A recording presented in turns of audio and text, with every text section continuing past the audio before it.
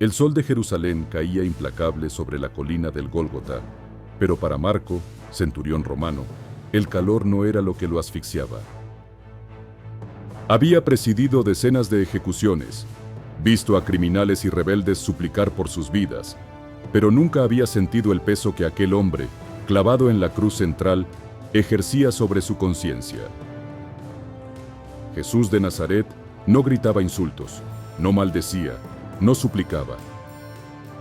Solo pronunciaba palabras que, contra toda lógica, parecían estar dirigidas a quienes lo torturaban. Padre, perdónalos, porque no saben lo que hacen. Marco intentó apartar la mirada, pero se sintió atrapado por la serenidad de ese rostro ensangrentado. Algo en lo profundo de su ser comenzó a quebrarse, como si cada golpe de martillo hubiera abierto una grieta en su alma. Y aún no sabía que lo que estaba por escuchar haría que el soldado más firme de Roma cayera de rodillas.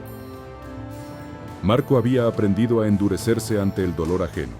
Era la primera lección que Roma enseñaba a sus soldados: nunca mostrar compasión. Pero ese día, cada vez que sus ojos se encontraban con los de Jesús, sentía que su interior quedaba expuesto. No era una mirada de rencor. Era como si aquel condenado lo conociera desde siempre. Alrededor, el bullicio crecía. Sacerdotes que se burlaban, gente que gritaba, soldados que apostaban sus vestiduras. Marco se repetía que aquello no era diferente a cualquier otra crucifixión, pero su corazón lo contradecía. Jesús, en medio de aquel tormento, pronunció unas palabras a un hombre crucificado junto a él: «Hoy estarás conmigo en el paraíso». Marco sintió un estremecimiento. ¿Quién hablaba así en el umbral de la muerte?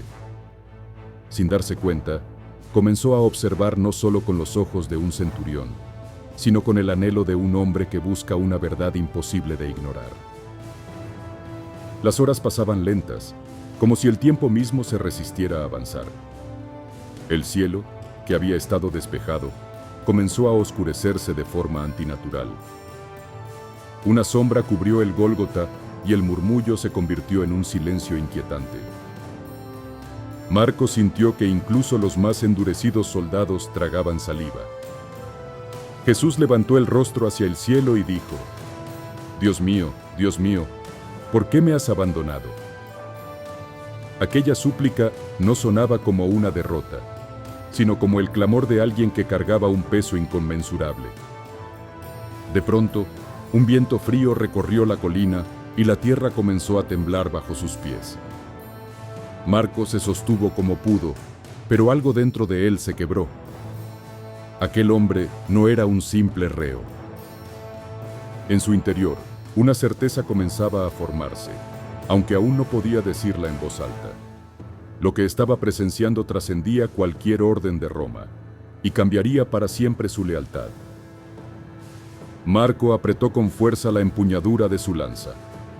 Tenía órdenes claras: mantener el orden, evitar que alguien interfiriera y, llegado el momento, asegurarse de que la ejecución se completara. Pero cada palabra de Jesús penetraba en él como si fueran flechas directas a su conciencia. No era un condenado maldiciendo su suerte, era un rey hablando desde un trono de madera y clavos. A un costado, vio a una mujer de rostro demacrado y lágrimas incesantes. La reconoció por lo que había escuchado entre los prisioneros. Era la madre de Jesús.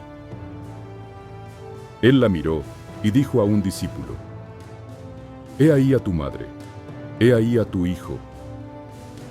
Marco sintió un nudo en la garganta. Nunca había visto a un hombre, en medio de la agonía, pensar más en los demás que en sí mismo. Por primera vez en años, deseó soltar su lanza, pero sabía que el momento más decisivo aún estaba por llegar. La oscuridad se volvió más densa, como si el mundo entero estuviera conteniendo la respiración. Marco notó que incluso los burladores callaban, inquietos por aquella atmósfera imposible de explicar.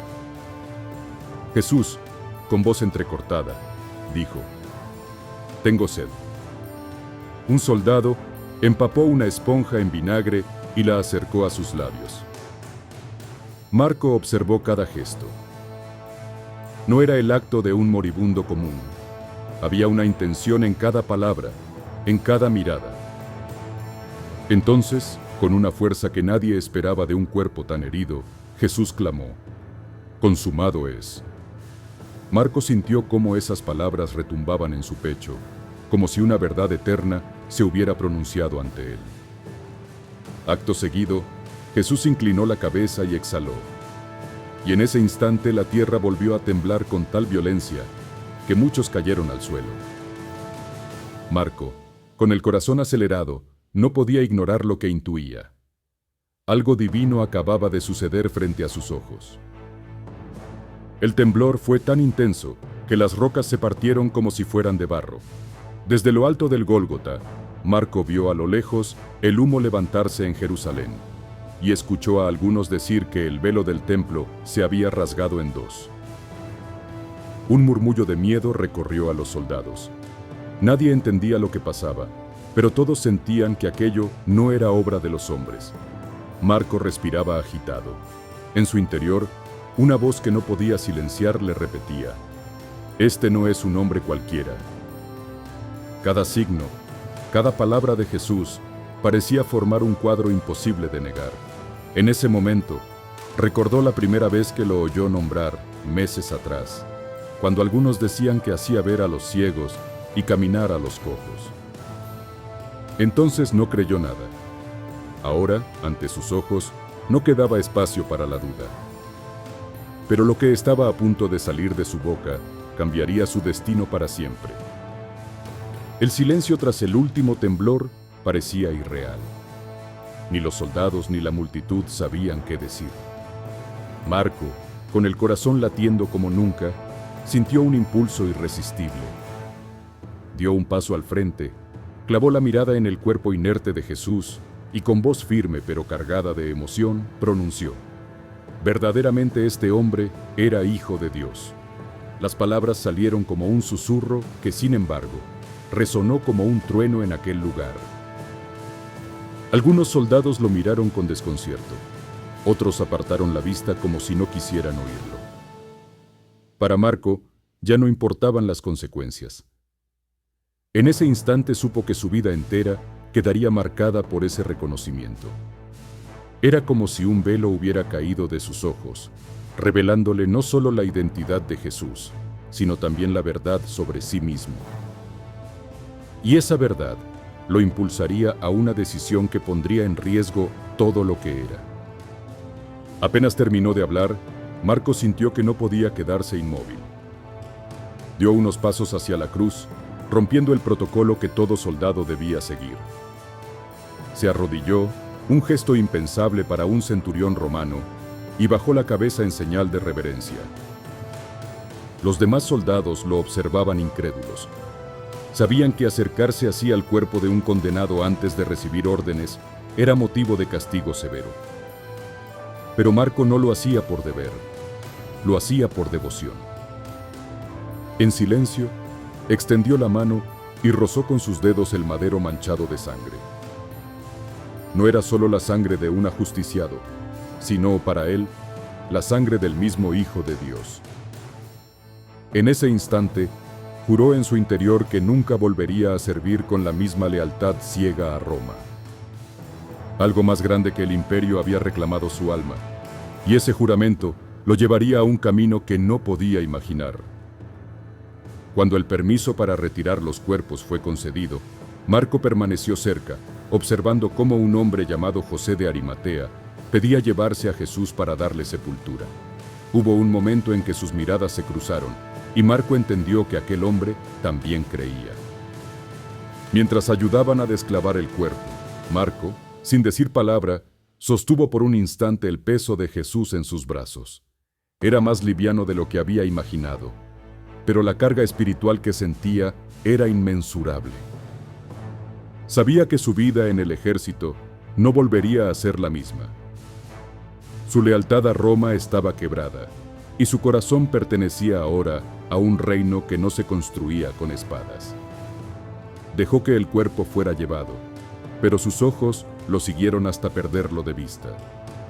Y en lo profundo, Una certeza ardía. Lo que había visto no terminaría en aquella tumba. Marco no pudo dormir.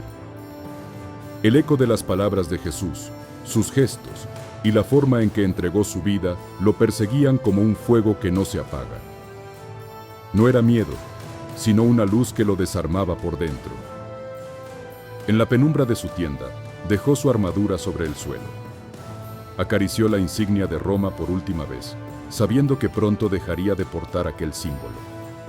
Cerró los ojos y recordó el instante en que Jesús lo miró, incluso en medio del dolor.